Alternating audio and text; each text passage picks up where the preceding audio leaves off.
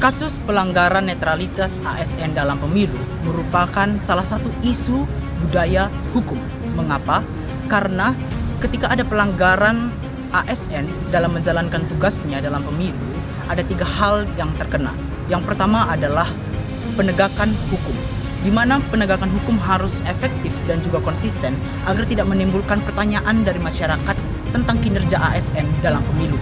Yang kedua adalah pelanggaran hukum, di mana dengan adanya pelanggaran netralitas ASN dalam pemilu, ini memunculkan bahwasanya ASN melanggar peraturan ataupun perundang-undangan yang sudah disepakati dan juga sudah berada dalam negara. Yang ketiga adalah akuntabilitas, di mana pelanggaran tersebut memunculkan banyak pertanyaan tentang akuntabilitas terhadap ASN dan juga pemerintah dalam menjalankan tugasnya. Sehingga kasus ini merupakan salah satu isu dari budaya hukum. Kasus pelanggaran netralitas ASN juga merupakan sebuah isu dalam budaya politik. Mengapa? Dikarenakan beberapa poin. Yang pertama adalah keterlibatan ASN sendiri dalam politik praktis, yang dimana di sini menunjukkan bahwa sebagian besar anggota atau aparatur sipil negara tidak menjalankan fungsi dan tanggung jawabnya secara netral, melainkan mereka terlibat dalam kegiatan politik. Yang kedua adalah pengaruh kekuasaan, yang dimana di sini seringkali melibatkan penyalahgunaan kekuasaan dan kewenangan oleh ASN sehingga mempengaruhi hasil pemilu. Yang ketiga adalah kurangnya kesadaran politik, yang dimana di sini menunjukkan bahwa kurangnya kesadaran politik dan kepatuhan terhadap aturan bermain demokrasi. Baik, terima kasih kesempatan yang telah diberikan untuk kami selaku mahasiswa dari Universitas Sumatera Utara jurusan Ilmu Politik. Pada kesempatan kali ini Pak, kiranya untuk memenuhi tugas dari mata kuliah Politik dan Hukum, kami ini mewawancarai Bapak dengan tema budaya politik dan budaya hukum. Sebelumnya Pak, apakah Bapak boleh bersedia untuk memperkenalkan diri Bapak terlebih dahulu? Baik, jadi nama saya Marco Chandra Bangun, sarjana teknik, sekarang bekerja di ASN di Lingkungan Kantor Camat Sipulangit, Kabupaten Deli Serdang. Nah, itulah perkenalan yang bisa saya berikan untuk pada saat sore hari ini. Baik, terima kasih sebelumnya Pak. Mungkin sekarang kita lanjut ke pertanyaan. Pertanyaan yang pertama itu menurut Bapak sendiri. Nah, apa yang dimaksud dengan netralisasi ASN dalam konteks demokrasi dan penyelenggaraan pemilu? Ya, jadi yang dimaksud dengan netralisasi ASN dalam konteks pemilu itu, yang pertama ASN itu sebenarnya dilarang terlibat aktif maupun pasif di dalam suatu partai organisasi gitu ya. Jadi kita itu ASN tidak boleh menjadi anggota partai ataupun menjadi partisipan dari sebuah partai. Dan juga itu kita ASN tidak boleh condong sebelah dalam suatu partai ataupun calon kepala daerah, yang mana kita tidak boleh berperan aktif di dalam setiap kampanye mereka, tidak boleh terlibat, karena kita dijaga kenetralitasan kita, sehingga nanti pemilu itu bisa berjalan sesuai dengan ideologi kita, yaitu demokrasi. Nah, jadi kalau kita berpihak, maka nilai daripada pemilu itu sendiri sudah tercoreng dari demokrasi gitu. Makanya kita ASN itu diharapkan bisa netral, tidak terlibat secara aktif maupun pasif dalam suatu partai politik. Nah, terlebih kita selaku ASN mempunyai kapasitas baik jabatan maupun fasilitas negara, yang mana itu tidak boleh dipakai dalam menyongsong atau mendukung suatu pemilu itu berpihak kepada satu tempat, karena fasilitas itu kan fasilitas umum, maka kita pakaikan ya untuk kepentingan umum, jangan kepentingan segolongan atau sebuah partai. Nah, kita juga tidak boleh dalam jabatan kita ya tidak boleh kita pakai untuk mengambil suatu keputusan yang mana nanti itu membuat keberpihakan kepada sebuah partai ataupun seorang calon. Nah, kita tidak boleh seperti itu. Makanya diharapkan ya ASN sebisa mungkin dan harus tetap netral dalam proses pemilu itu. Baik, terima kasih atas penjelasannya Pak. Selanjutnya kita lanjut ke pertanyaan yang kedua. Mengapa netralisasi dari ASN ini menjadi prinsip penting dalam menjaga integritas pemilu yang demokratis?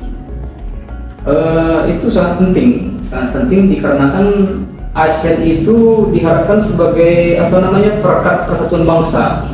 Nah, kalau kita ASN berpihak kepada salah satu partai ataupun golongan ataupun pribadi, nah maka akan terjadi perpecahan di bangsa kita, akan terjadi kerusuhan. Dalam arti kata ada orang-orang yang lainnya akan tidak setuju dan akan menggugat. Nah, penggugatan akan terjadi keributan dan sebagainya, itu kan menyebabkan perpecahan di bangsa kita sendiri gitu.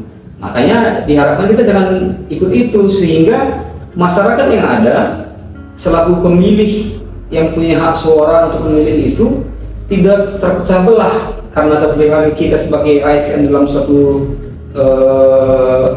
partai ataupun golongan itu. Nah, kelanjutannya itu ya karena dengan ASN itu tidak terlibat, maka integritas daripada proses pemilu itu akan terjaga. Nah, kalau kita terlibat, maka integritas pemilu yang demokrasi itu akan tercoreng, dan kedepannya justru rakyat itu jadi apatis. Nah, apatis yang mana nanti nggak mau lagi, udahlah ngapain lagi kita ikut nyoblos. Nah, kebetulan tuh pemilu hari libur, nah kalau kita jalan-jalan, nah itu terbukti kalau kita lihat jumlah pemilih dan jumlah suara itu jauh selisihnya. Bisa dibilang yang tidak menggunakan hak suara ataupun golput itu lebih daripada 30%. Nah, itulah yang membuat masyarakat apatis karena banyaknya mungkin ASN itu yang terlibat di dalam proses pemilu itu. Makanya kita ya kalau bisa dan harus bisa tidak boleh terlibat, sehingga demokrasi itu, pemilu itu bisa berjalan sesuai dengan ideologi kita, yaitu demokratis. Baik Bapak, terima kasih atas penjelasannya. Pertanyaan selanjutnya, bagaimana aturan hukum di Indonesia mengatur tentang netralitas ASN menurut Bapak? Nah, aturan hukum mengatur netralitas ASN itu sudah jelas sebenarnya, sangat jelas, dan hukumnya itu bisa dibilang bagaimana ya? Kalau berjalan itu memberatkan di kita ASN kalau terbukti kita terlibat aktif dalam proses pemilu itu. Nah, ada di sana nanti sanksi disiplin ringan, sedang dan berat. Nah, tergantung daripada kapasitas kita dalam hal pemilu itu. Nah, jika terlampau besar peran serta aktif kita di dalamnya, bisa kita dapat sanksi berat, yaitu pemberhentian dengan tidak hormat. Begitu. Itulah hukum yang ada di Indonesia kita, yang mana agar ASN itu, PNS itu tidak terlibat aktif, makanya dibuat sanksi sesuai dengan kapasitas daripada kasusnya, apakah itu ringan, sedang atau berat. Oke, terima kasih Bapak atas penjelasannya. Untuk semua penjelasan dan jawaban Bapak, terima kasih. Oke, baiklah. Sekarang kita akan mewawancari dari pihak praktisi. Sebelumnya Bapak bisa disebutkan namanya dan jabatannya. Nama saya David Renol, jabatan Ketua Bawaslu Kota Medan, periode 2023 sampai 2028. Oke, nah tanpa membuang waktu, mari kita mulai saja wawancara. Nah, jadi Pak, dalam budaya politik yang ideal, netralitas ASN menjadi fondasi keadilan pemilu. Apa faktor paling sering Bapak temukan di Medan yang menyebabkan ASN tetap melanggar aturan netralitas meski regulasinya sudah jelas? Ya, terima kasih. Pertama, biasanya itu memang mereka kurang paham terkait adanya peraturan tersebut, sehingga karena ketidakpahaman mereka jadi tidak tahu apakah sudah melanggar atau tidak melanggar. Itu dulu paling utamanya. Ini kalau ditanya faktor apa saja ya yang membuat mereka sehingga melanggar ya. Lalu juga ada motivasi dari personal itu yang memang mungkin memiliki jabatan yang ketika sehingga nanti terpilihnya nanti misalnya pada saat pilkada siapapun itu, wali kotanya, gubernurnya, yang mereka berharap mereka memiliki jabatan dalam struktural atau posisi karir mereka lebih baik lagi. Lalu juga tekanan struktural. Jadi mungkin ada tekanan-tekanan dari pimpinan-pimpinan mereka sehingga mereka harus melakukan apa yang diperintahkan, tapi ternyata itu melanggar. Pada dasarnya itu saja sih. Oke. Lalu kita alihkan ke pertanyaan kedua. Ketentuan hukum sudah mengatur jelas sanksi ASN yang tidak netral. Bagaimana proses pengawasan Bawaslu Kota Medan dilakukan secara teknis di lapangan untuk mendeteksi pelanggaran sejak dini? Pertama, Bawaslu itu memiliki peranan di mana pencegahan, bukan penindakan yang diutamakan. Tapi Bawaslu selalu mengutamakan pencegahan. Dalam pencegahan ini kami biasanya melakukan pertama itu biasanya menyurati terkait ASN, TNI Polri. Kalau TNI Polri dia kan mereka kan tidak ada hak dipilih dan memilih. Kalau misalnya ASN masih bisa memilih mereka kan. Jadi kami biasanya menyurati pencegahan, bentuk pencegahan pertama kami. Lalu kami mensosialisasikan peraturan-peraturan tersebut.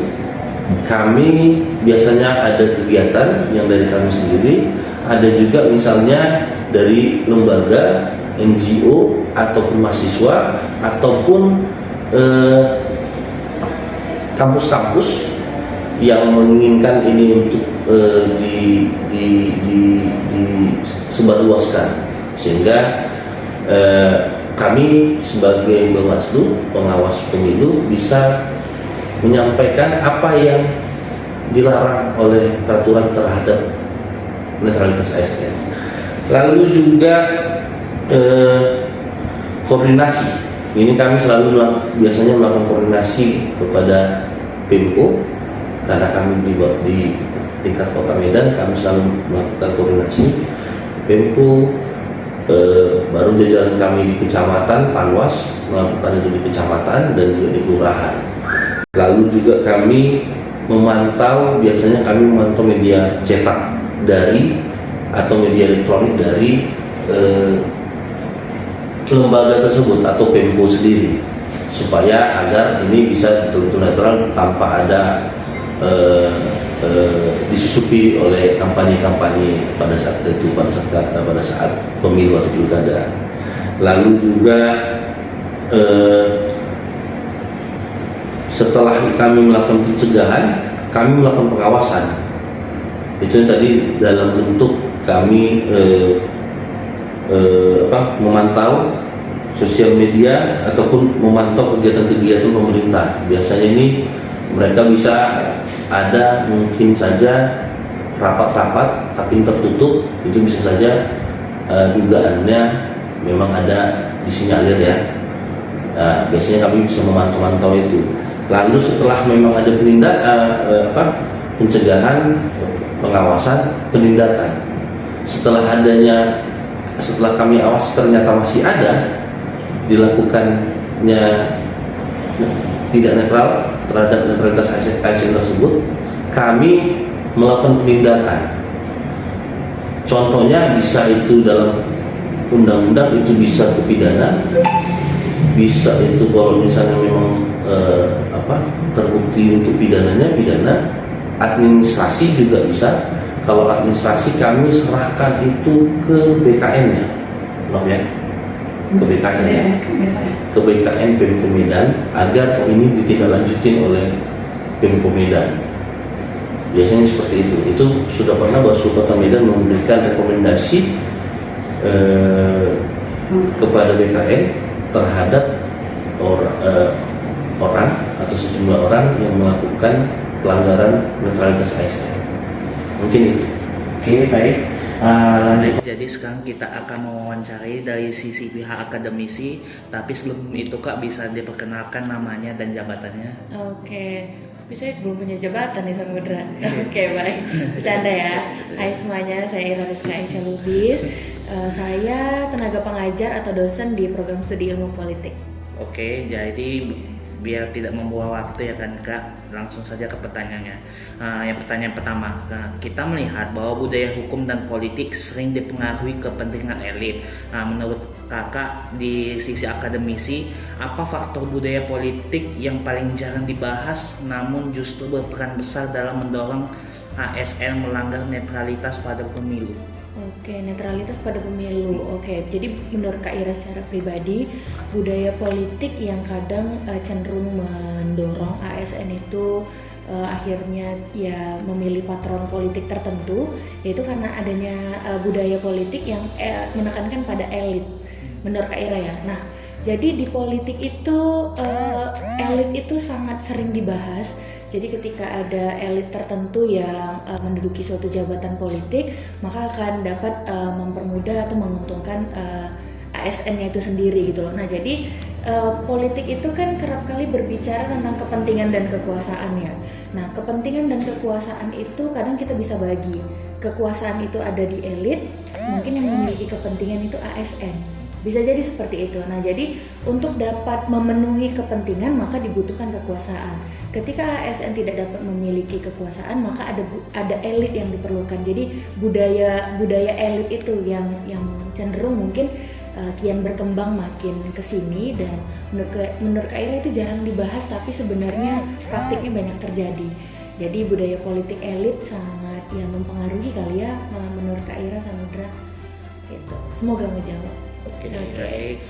Ke pertanyaan ketiga dan pertanyaan terakhir. Oke.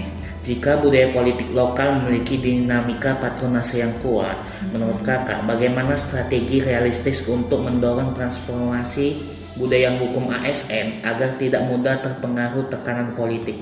Oke, nah patronase itu kan sebenarnya ketika dia memiliki kolega, kerabat, atau ya dia memang bisa menduduki suatu jabatan tertentu ya karena ada orang big man di baliknya, kan seperti itu ya kalau berbicara tentang patronase. Nah, kalau berbicara tentang ASN agar tidak terpengaruh oleh kondisi atau situasional politik tertentu sih, menurut Kak Ira kita balik ke teorinya SDM aja gitu. Tapi kan itu kalau berbicara SDM terlalu jauh kan kajiannya kajian orang orang ekonomi gitu. Nah, tapi gini Samudra, di dalam politik itu juga bisa berbicara tentang SDM. Jadi ada namanya teori tentang stick and carrots. Jadi ada tongkat dengan wortel. Itu di zaman Yunani kuno menggambarkan bahwasanya seseorang dapat berdiri tegak sesuai dengan jalurnya, dia akan diiming-imingi stick and carrots. Stick itu adalah tongkat, carrots itu adalah wortel. Nah, jadi ketika seseorang berjalan pada regulasi yang tepat, dia tidak menyimpang, maka nanti dia akan diberikan carrots. It means dia akan diberikan reward, gitu loh. Nah, tapi ketika ada seseorang dia tidak pada rulesnya, tidak pada jalannya, maka nanti di akhir dia setelah sampai maka dia akan diberikan tongkat. Nah, tongkat ini maksudnya adalah punishment, gitu loh. Nah, jadi menurut Kak Ira, agar kita tidak terpengaruh kepada elit tertentu, ASN itu harus kembali kepada dasar makna dari ASN itu sendiri. ASN itu singkatannya apa? Aparatur sipil negara. Maka dari itu, mereka harus mewakili sipil dan mereka harus mewakili negara. Karena apa? Karena jalannya ya itu gitu loh. Jalannya mereka untuk di sipil, mereka jalannya adalah untuk di negara. Nah, maka dari itu birokrasinya harus tepat. Balik lagi lah ya, regulasinya harus tepat. Nanti ketika mereka berada di jalur yang tepat, yang sesuai dengan sipil, yang sesuai dengan negara. Nah, jadi jalannya kita berbicara sipil dan negara ya. Mereka kan aparatur, berarti kan mereka orang yang bakal jalan untuk memenuhi kebutuhan sipil dan kebutuhan negara gitu. Nah, ketika mereka berjalan yang di jalan yang tepat itu tadi, di ending silahkan berlakukan reward and punishment. Ketika orang yang bekerja mereka diberikan carrots or stick, reward atau punishment, maka mereka akan bekerja pada seharusnya bekerja, nggak sih? Gitu. Jadi menurut Kak Ira ya ada banyak sekali PR ya untuk negara ini, dan mari tetap jadi yang tidak lelah untuk memperbaikinya, karena kadang sesuatu yang sudah kita punya saat ini tuh selain kita jaga juga perlu kita perbaiki gitu, biar dia nggak rusak, semakin rusak gitu kan. Gitu sih Samudra, semoga ngejawab. Jadi sudut pandangnya nggak cuma dari ASN tapi juga bisa untuk ke kita semua gitu. Oke, baik, terima kasih pada Kak Sama-sama, Ira. sama-sama. Jadi di sini saya Diki Chandra Pranata Bangun dan rekan saya Viteli Sulu akan mewawancara masyarakat sipil bagaimana sih pandangan mereka terhadap ketidaknetralitas ASN dalam pemilu. Dengan abang siapa bang? Denny Ramadan. Jadi di sini kami akan mewawancara Bang Denny Ramadan tentang bagaimana sih pendapatnya dalam kasus ini. Nah bang, yang pertama kami mau bertanya, bagaimana sih sebenarnya pendapat abang sebagai masyarakat sipil terkait ketidaknetralitas ASN dalam pemilu? Seperti yang kita ketahui, ASN harus netralitas dalam pemilu, tetapi sering sekali tidak netral. Bagaimana pendapat abang? Ya, saya atas nama masyarakat sipil terhadap ASN yang diucapkan abang tadi, ya merasa ya tidak ada keseadilan gitu kan tentang ASN yang tentang pemilihan umum. Karena sebagai saya masyarakat sipil seharusnya ya janganlah berpihak terhadap pemilihan atau satu paslon ya kan. Jadi atas nama pribadi masyarakat sipil saya merasa netral lah sebagai ASN. Itu yang harus kita tegakkan sebagai masyarakat sipil. Mungkin itu aja yang bisa saya sampaikan. Baik bang, lanjut pertanyaan kedua. Baik, kita lanjut selanjutnya. Pertanyaan kedua, bagaimana sebenarnya atau apa sebenarnya upaya bagi netralitas sendiri supaya ASN dalam pemilu tidak berkelanjutan gitu? Ya, saya atas nama masyarakat sipil mungkin karena ASN ini mungkin ada kepentingan golongan, ada yang mungkin terkendala dengan jabatan, ada yang mungkin karena penurunan gaji atau sebagainya. Jadi mungkin ASN ini merasa takut kan. Jadi mungkin itu yang harus kita tindak terhadap orang-orang ASN yang untuk dalam pemilihan itu, dalam satu paslon. Berarti ada peraturan yang memberatkan mereka agar tidak ada budaya yang akan berkelanjutan ya bang ya? Bisa jadi gitu kan. Baik, terima kasih ya bang atas wawancaranya. Sekian dan terima kasih teman-teman.